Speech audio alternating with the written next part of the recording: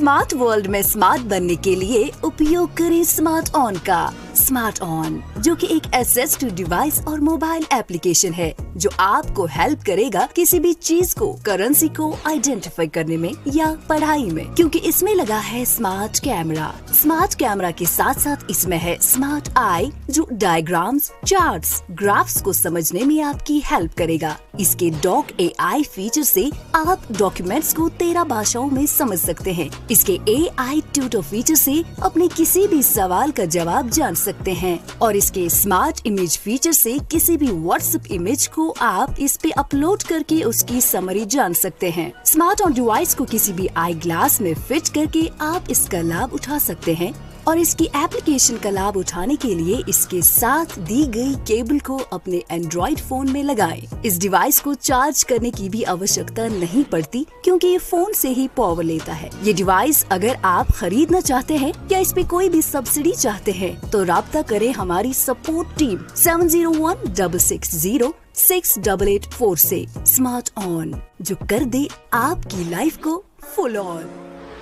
स्त्री पृथ्वी की भांति धैर्यवान है, शांति संपन्न है, सहिष्णु है। पुरुष में नारी के गुण आ जाते हैं तो वो महात्मा बन जाता है, और अगर वही नारी में पुरुष के गुण आ जाते हैं तो फिर वो कुलटा क्यों कहलाई जाती है। हेलो, नमस्कार, आदाब, गुड इवनिंग। स्वागत है आप सभी का रेडियो उड़ान के शो बुक वर्ल्ड में, और मैं हूँ सिमरन आपके साथ।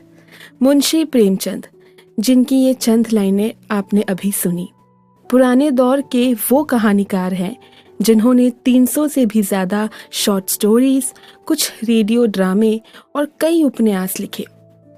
प्रेमचंद जी का असल नाम धनपत राय श्रीवास्तव था, जिनका जन्म 1880 में लम्ही नामक एक गांव में हुआ था जो कि यूपी में है। 56 साल की छोटी सी आयु में जब उनका निधन हुआ तो वो भारतीय साहित्य को न जाने कितनी ही लघु कथाएं, कहानियां और उपन्यास दे चुके थे, जिन्हें आज भी बच्चों को उनके सिलेबस में पढ़ाया जाता है। प्रेमचंद जी ने हर किस्म की कहानी लिखी, फिर चाहे वो हंसी ठिठोली वाली हो या फिर मार्मिक। तो चलिए आज हम उनकी एक ऐसी ही कहानी को सुनते हैं जो कि एक तरह से काल्पनिक ही है और उसका अंत आपको बांधे रखेगा। तो वक्त जाया ना करते हुए आइए सुनते हैं मुंशी प्रेमचंद जी की कहानी ज्वालामुखी। डिग्री लेने के बाद मैं नित्य लाइब्रेरी जाया करता, पत्रों या किताबों का अवलोकन करने के लिए नहीं, बल्कि किताबों को तो मैंने न छूने की जैसे कसम सी खा ली थी। जिस दिन गजट में अपना नाम देखा उसी दिन मिल और कैंट को उठाकर ताक पर रख दिया। मैं केवल अंग्रेजी पत्रों के वांटेड कॉलमों को देखा करता। जीवन यात्रा की फिक्र सवार थी। मेरे दादा या परदादा ने किसी अंग्रेज को गदर के दिनों में बचाया होता अथवा किसी इलाके का जमींदार होता तो कहीं नॉमिनेशन के लिए उद्योग करता, पर मेरे पास कोई सिफारिश नहीं थी। शौक, कुत्ते, बिल्लियों और मोटरों की मांग सबको थी, पर BA पास का कोई पुरसा हाल न था। महीनों इसी तरह दौड़ते गुजर गए, पर अपनी रुचि के अनुसार कोई जगह नजर न आई। मुझे अक्सर अपने BA होने पर क्रोध आता था। ड्राइवर, फायरमैन, मिस्त्री, खानसामा या बावर्ची होता तो मुझे इतने दिनों बेकार न बैठना पड़ता। एक दिन मैं चारपाई पर लेटा हुआ एक पत्र पढ़ रहा था कि मुझे एक मांग अपनी इच्छा के अनुसार दिखाई दी। किसी रईस को एक ऐसे प्राइवेट सेक्रेटरी की जरूरत थी जो विद्वान, रसिक, सहृदय और रूपवान हो। वेतन 1000 मासिक। मैं उछल पड़ा। कहीं मेरा भाग्य उदय हो जाता और ये पद मुझे मिल जाता तो जिंदगी चैन से कट जाती। उसी दिन मैंने अपना विनय पत्र अपने फोटोज के साथ रवाना कर दिया, पर अपने आत्मीय गणों में किसी से इसका जिक्र न किया कि कहीं लोग मेरी हंसी ना उड़ाएं। मेरे लिए 30 रुपए मासिक भी बहुत थे, 1,000 कौन देगा? पर दिल से ये ख्याल दूर ही ना होता था। बैठे बैठे शेख चिल्ली के मंसूबे बांधा करता, फिर होश में आकर अपने को समझाता कि मुझ में ऐसे ऊंचे पद के लिए कौन सी योग्यता है। मैं अभी कॉलेज से निकला हुआ पुस्तकों का पुतला हूं, दुनिया से बेखबर। उस पद के लिए एक से एक विद्वान अनुभवी पुरुष मुंह फैलाए बैठे होंगे। मेरे लिए कोई आशा नहीं। मैं रूपवान सही, सजीला सही, मगर ऐसे पदों के लिए केवल रूपवान होना काफी तो नहीं। विज्ञापन में इसकी चर्चा करने से केवल इतना अभिप्राय होगा कि कुरूप आदमी की जरूरत नहीं, और उचित भी है, बल्कि बहुत सजीलापन तो ऊंचे पदों के लिए कुछ शोभा नहीं देता। मध्यम श्रेणी, तोंद भरा हुआ शरीर, फूले हुए गाल और गौरव युक्त वाक्य शैली, ये उच्च पदाधिकारियों के लक्षण हैं, और मुझे इनमें से एक भी मयस्सर नहीं। इसी आशा और भय में एक सप्ताह गुजर गया और अब निराश हो गया था मैं भी कैसा ओछा हूं कि एक बेसिर पैर की बात के पीछे ऐसा फूल उठा। इसी को लड़कपन कहते हैं शायद। जहां तक मेरा ख्याल है, किसी दिल्लगी बाज ने आजकल के शिक्षित समाज की मूर्खता की परीक्षा करने के लिए शायद ये स्वांग रचा हो। मुझे इतना भी ना सूझा, मगर 8वें दिन प्रातःकाल तार के चपरासी ने मुझे आवाज दी। मेरे हृदय में गुदगुदी सी होने लगी। लपका हुआ आया, तार खोलकर देखा तो लिखा था, स्वीकार है, शीघ्र आओ, ऐशगढ़। मगर ये सुख संवाद पाकर भी मुझे वो आनंद नहीं हुआ जिसकी आशा थी। मैं कुछ देर तक खड़ा सोचता रहा। किसी तरह विश्वास नहीं आता था कि, और लगता था कि जरूर किसी दिल्लगी बाज की शरारत है, मगर कोई मुजायका नहीं। मुझे भी इसका मुंह तोड़ जवाब देना चाहिए। तार दे दूं कि 1 महीने की तनख्वाह भेज दो, आप ही सारी कलई खुल जाएगी।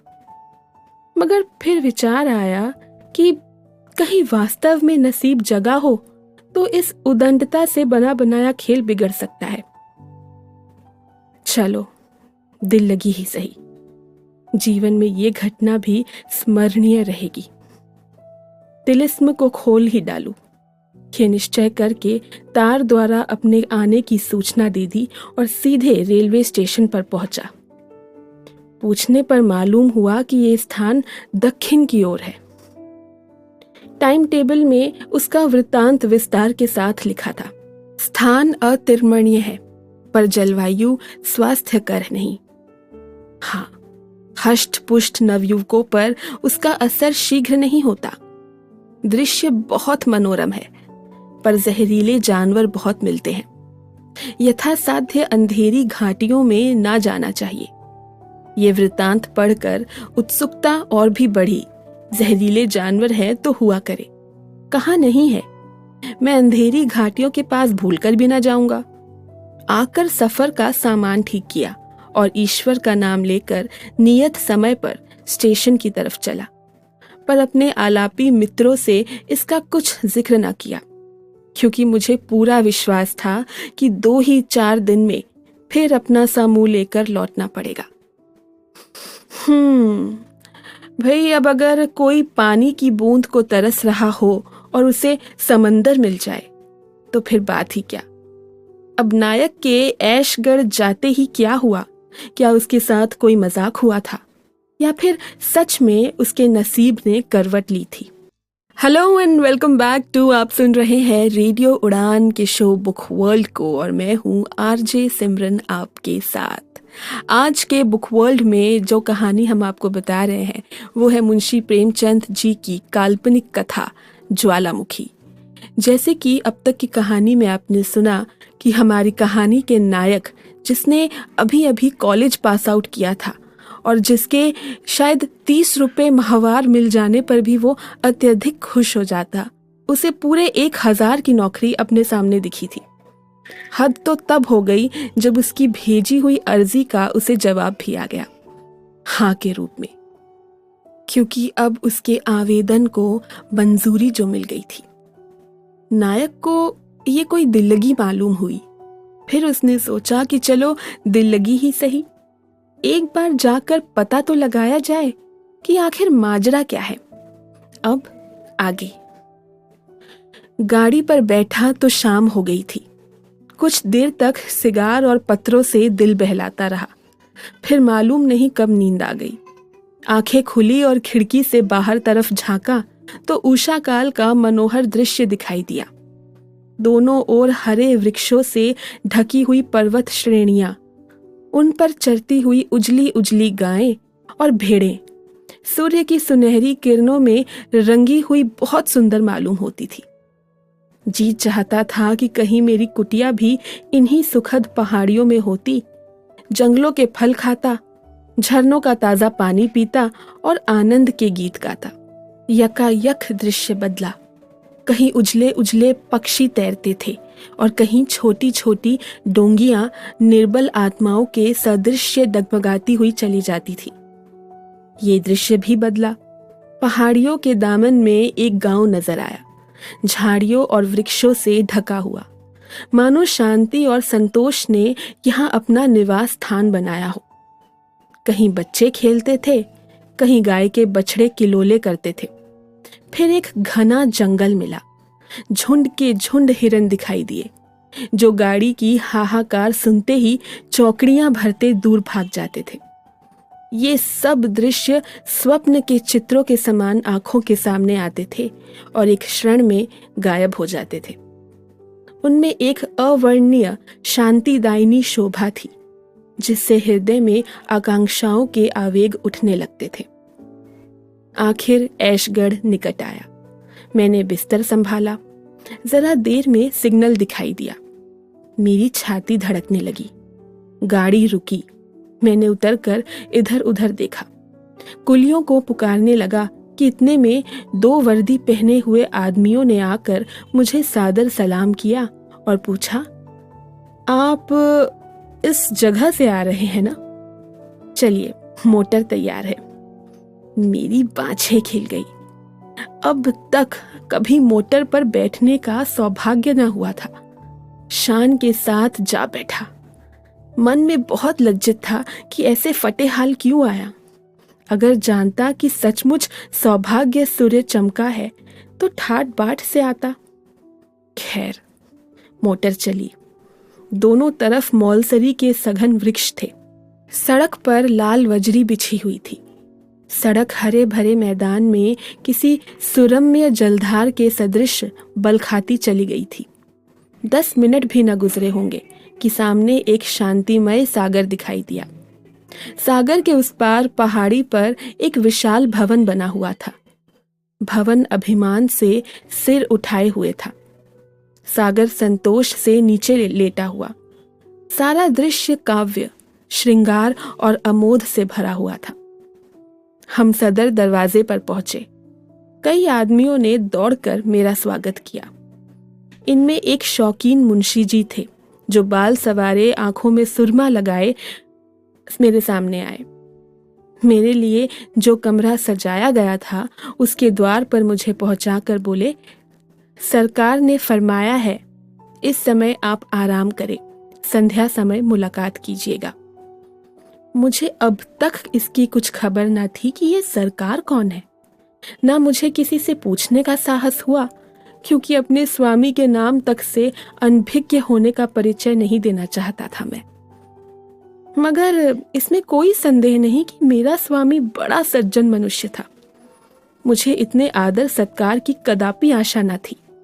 अपने सुसज्जित कमरे में जाकर जब मैंने एक आराम कुर्सी पर मैं विराजित हुआ तो हर्ष से विह्वल हो गया। पहाड़ियों की तरफ से शीतल वायु के मंद मंद झोंके आ रहे थे।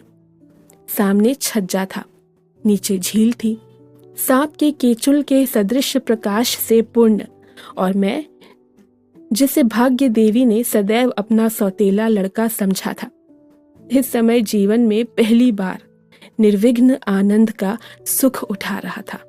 तीसरे पहर शौकीन मुंशी जी ने आकर इत्तला दी कि सरकार ने याद किया है। मैंने इस बीच में बाल बना लिए थे। तुरंत अपना सर्वोत्तम सूट पहना और मुंशी जी के साथ सरकार की सेवा में चला। इस समय मेरे मन में ये शंका उठ रही थी कि मेरी बातचीत से स्वामी असंतुष्ट न हो जाए और उन्होंने मेरे विषय में जो विचार स्थिर किया हो उसमें कोई अंतर न पड़ जाए। तथापि मैं इतनी अपनी योग्यता का परिचय देने के लिए खूब तैयार था। हम कई बरामदों से होते अंत में सरकार के कमरे के दरवाजे पर पहुंचे। रेशमी पर्दा पड़ा हुआ था। मुंशी जी ने पर्दा उठाकर मुझे इशारे से अंदर बुलाया। मैंने कांपते हुए हृदय से कमरे में कदम रखा और आश्चर्य से चकित रह गया। मेरे सामने सौंदर्य की एक ज्वाला दीप्तिमान थी। फूल भी सुंदर है और दीपक भी सुंदर है। फूल में ठंडक और सुगंध है, दीपक में प्रकाश और उद्दीपन।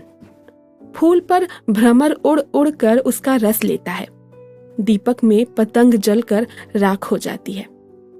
मेरे सामने कारचोबी मनसद पर जो सुंदरी विराजमान थी वो सौंदर्य की एक प्रकाशमय ज्वाला थी। फूल की पंखुड़ियां हो सकती हैं, ज्वाला को विभक्त करना असंभव है। उसके एक एक अंग की प्रशंसा करना ज्वाला को काटना है। वो नख शिख एक ज्वाला थी। वही दीपक, वही चमक, वही लालिमा, वही प्रभा। कोई चित्रकार सौंदर्य प्रतिमा का इससे अच्छा चित्र नहीं खींच सकता था। रमणी ने मेरी तरफ वात्सल्य दृष्टि से देखकर कहा, आपको सफर में कोई विशेष कष्ट तो नहीं हुआ ना? मैंने संभल कर उत्तर दिया, अब जी नहीं, कोई कष्ट नहीं हुआ। ये स्थान पसंद आया? मैंने साहसपूर्ण उत्साह के साथ जवाब दिया, ऐसा सुंदर स्थान तो पृथ्वी पर और न होगा। हाँ, गाइड बुक देखने से विदित हुआ कि यहाँ का जलवायु जैसा सुखद प्रकट होता है, यथार्थ में वैसा नहीं। विषैले पशुओं की भी शिकायत है। ये सुनते ही रमणी का मुख सूर्यकांतिहीन हो गया। मैंने तो चर्चा इसलिए कर दी थी कि जिससे प्रकट हो जाए कि यहाँ आने में मुझे भी कुछ तो त्याग करना पड़ा है, पर मुझे ऐसा मालूम हुआ कि इस चर्चा से उसे कोई विशेष दुख हुआ। पर क्षण भर में सूर्यमंडल से बाहर निकल आया। बोली, ये स्थान अपनी रमणीयता के कारण बहुधा लोगों की आंखों में खटकता है। गुण का निरादर करने वाले सभी जगह होते हैं, और यदि जलवायु कुछ हानिकार हो भी तो आप जैसे बलवान मनुष्य को इसकी क्या चिंता हो सकती है? रहे विषैले जीव जंतु, वो अपने नेत्रों के सामने विचर रहे हैं। अगर मोर, हिरन और हंस विषैले जीव हैं तो निसंदेह यहाँ विषैले जीव बहुत हैं। मुझे संशय हुआ कि कहीं मेरे कथन से उसका चित्त खिन्न न हो गया हो। गर्व से बोला, इन गाइड बुकों पर विश्वास करना सर्वथा भूल है। इस वाक्य से सुंदरी का हृदय खिल गया। बोली, आप स्पष्टवादी मालूम होते हैं और ये मनुष्य का एक उच्च गुण है। मैं आपका चित्र देखते ही इतना समझ गई थी। आपको ये सुनकर आश्चर्य होगा कि इस पद के लिए मेरे पास 1,00,000 से अधिक प्रार्थना पत्र आए थे। कितने एमए थे, कोई डीएससी था, तो कोई जर्मनी से पीएचडी उपाधि किए हुए था। मानो यहाँ मुझे किसी दार्शनिक विषय की जांच करवानी थी। मुझे अब की ये अनुभव हुआ कि देश में उच्च शिक्षित मनुष्यों की इतनी भरमार है। कई महाशयों ने स्वरचित ग्रंथों की नामावली लिखी थी। मानो देश में लेखकों और पंडितों ही की आवश्यकता है। उन्हें कालगति का लेशमात्र भी परिचय नहीं है। प्राचीन धर्म कथाएं अब केवल अंध भक्तों के रसवादन के लिए ही है। उनसे और कोई लाभ नहीं है। ये भौतिक उन्नति का समय है।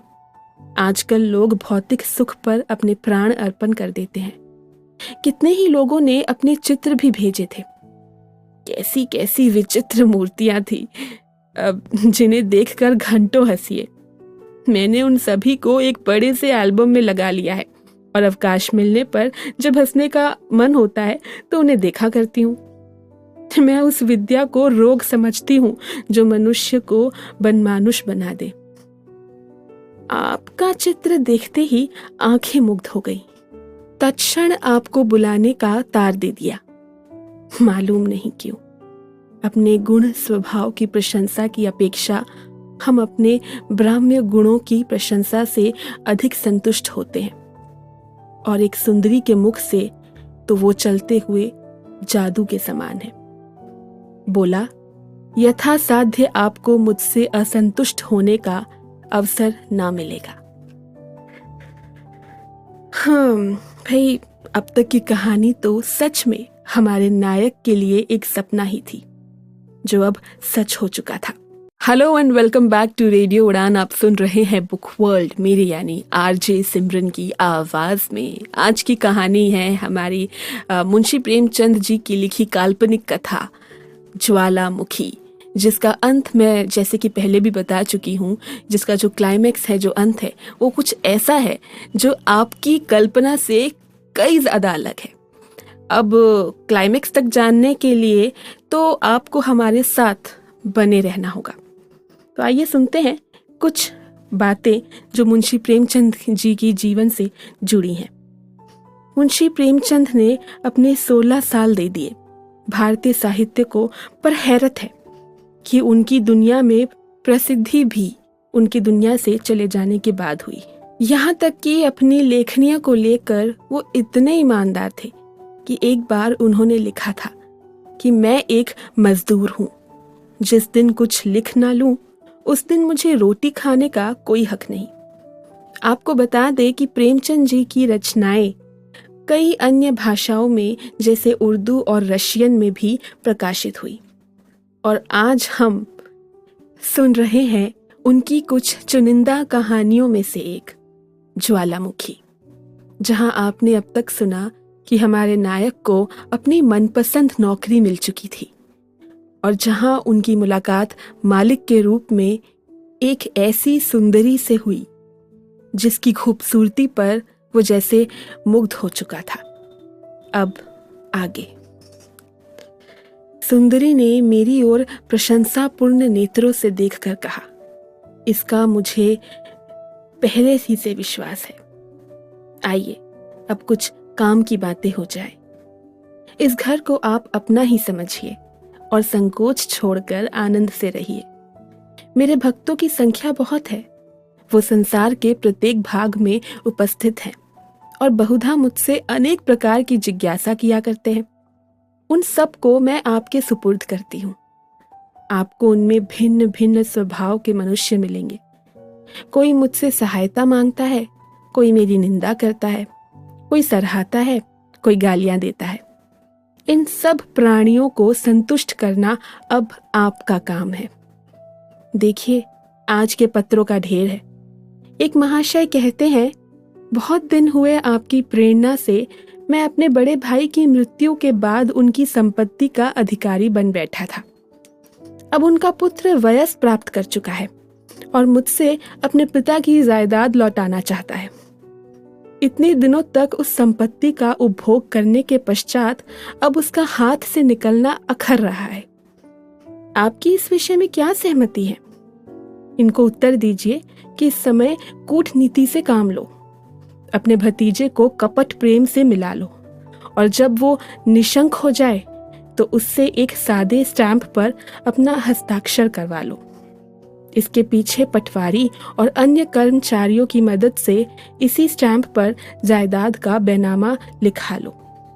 यदि एक लगाकर 2 मिलते हो तो आगा पीछा मत करो। ये उत्तर सुनकर मुझे बड़ा कौतूहल हुआ। नीति ज्ञान को धक्का सा लगा। सोचने लगा कि ये रमणी कौन है और क्यों ऐसे अनर्थ का परामर्श देती है। ऐसे खुल्लम खुल्ला तो कोई वकील भी किसी को ये राय न देगा। उसकी ओर संदेहात्मक भाव से देखकर बोला, ये तो सर्वथा न्याय विरुद्ध प्रतीत होता है। कामिनी खिलखिलाकर हंस पड़ी और बोली, न्याय की आपने भली कही। ये केवल धर्मांध मनुष्य के मन का समझौता है। संसार में इसका अस्तित्व नहीं। बाप ऋण लेकर मर जाए, लड़का कौड़ी कौड़ी भरे। विद्वान लोग इसे न्याय कहते हैं, मैं इसे घोर अत्याचार समझती हूँ। इस न्याय के पर्दे में गांठ के पूरे महाजन की हेकड़ी साफ छलक रही है। एक डाकू किसी भद्र पुरुष के घर में डाका मारता है, लोग उसे पकड़कर कैद कर लेते हैं। धर्मात्मा लोग इसे भी न्याय कहते हैं, किंतु यहाँ भी वही धन और अधिकार की प्रचंडता है। भद्र पुरुष ने कितने ही घरों को लूटा, कितनों ही का गला दबाया और इस प्रकार धन संचय किया। किसी को भी उन्हें आंख दिखाने का साहस ना हुआ। डाकू ने जब उनका गला दबाया तो वो अपने धन और प्रभुत्व के बस से उस पर वज्र प्रहार कर बैठे। इसे न्याय नहीं कहते। संसार में धन, छल, कपट, धूर्तता का राज्य है। यही जीवन संग्राम है। यहाँ प्रत्येक साधन जिससे हमारा काम निकले, जिससे हम अपने शत्रुओं पर विजय पा सके, न्यायकूल और उचित है। धर्म युद्ध के दिन अब नहीं रहे। ये देखिए, ये एक दूसरे सज्जन का पत्र है। वो कहते हैं कि मैंने प्रथम श्रेणी में एमए पास किया, प्रथम श्रेणी में कानून की परीक्षा पास की, पर अब कोई मेरी बात भी नहीं पूछता। अब तक ये आशा थी कि योग्यता और परिश्रम का अवश्य ही कुछ फल मिलेगा, पर 3 साल के अनुभव से ज्ञात हुआ कि ये केवल धार्मिक नियम है। 3 साल से घर की पूंजी खा चुका, अब विवश होकर आपकी शरण लेता हूँ। मुझे हतभाग्य मनुष्य पर दया कीजिए और मेरा बेड़ा पार लगाइए। इनको उत्तर दीजिए कि जाली दस्तावेज बनाइए और झूठे दावे चलाकर उनकी डिग्री करा लीजिए। थोड़े ही दिनों में आपका क्लेश निवारण हो जाएगा। ये देखिए, एक सज्जन और कहते हैं कि लड़की सयानी हो गई है। जहां जाता हूँ लोग दायज की गठरी मांगते हैं। यहाँ पेट की रोटियों का भी ठिकाना नहीं। किसी तरह भलमनसी निभा रहा हूँ। चारों ओर निंदा हो रही है। जो आज्ञा हो उसका पालन करूं। इन्हें लिखिए कि कन्या का विवाह किसी बूढ़े खुर्राट सेठ से यानी खूसट सेठ से कर दीजिए। अब आप समझ गए होंगे कि ऐसे जिज्ञासुओं को किस ढंग से उत्तर देने की आवश्यकता है। उत्तर संक्षिप्त होना चाहिए। बहुत टीका टिप्पणी व्यर्थ होती है। अभी कुछ दिनों तक आपको ये काम कठिन जान पड़ेगा वैसे, लेकिन आप चतुर मनुष्य मालूम होते हैं। शीघ्र आपको इस काम का अभ्यास भी हो जाएगा। तब आपको मालूम होगा कि इससे ज्यादा सहज और कोई उपाय नहीं है। आपके द्वारा सैकड़ों दारुण दुख भोगने वालों का कल्याण होगा और वो आजन्म आपका यश गाएंगे। मुझे यहाँ रहते 1 महीने से अधिक हो गया, पर अब तक मुझ पर यह रहस्य ना खुला कि ये सुंदरी कौन है, मैं किसका सेवक हूँ, इसके पास इतना अतुल धन, ऐसी ऐसी विलास की सामग्रियां कहाँ से आती हैं। जिधर देखता था ऐश्वर्य ही का आडंबर दिखाई देता था। मेरे आश्चर्य की सीमा न थी, मानो किसी तिलिस्म में फंसा हूं। इन जिज्ञासाओं का इस रमणी से क्या संबंध है, ये भेद भी ना खुलता था। मुझे नित्य उससे साक्षात होता था। उसके सम्मुख आते ही मैं अचेत सा हो जाता था। उसकी चितवनों में एक आकर्षण था जो मेरे प्राणों को खींच लिया करता था। मैं वाक्य शून्य हो जाता, केवल छिपी हुई आंखों से उसे देखा करता था।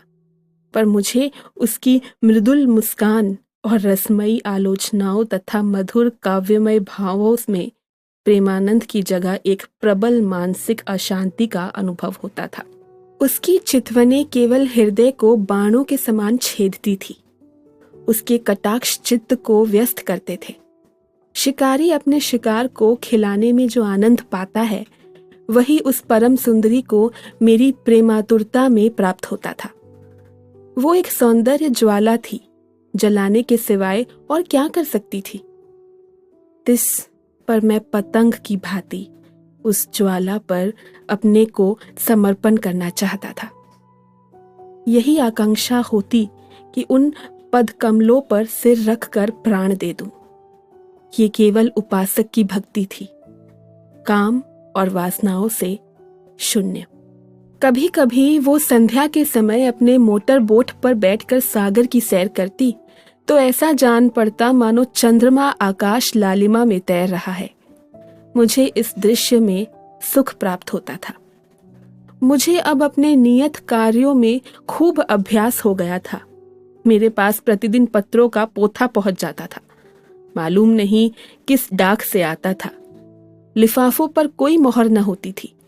मुझे इन जिज्ञासुओं में बहुधा वो लोग मिलते थे जिनका मेरी दृष्टि में बड़ा आदर था। कितने ही ऐसे महात्मा थे जिनमें मुझे श्रद्धा थी।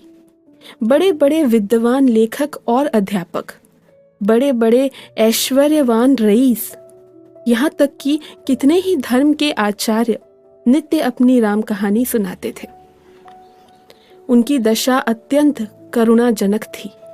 वो सबके सब मुझे रंगे हुए सियार दिखाई देते थे। जिन लेखकों को मैं अपनी भाषा का स्तंभ समझता था, उनसे घृणा होने लगी। वो केवल उचक्के थे जिनकी सारी कीर्ति चोरी, अनुवाद और कतर ब्योत पर निर्भर थी।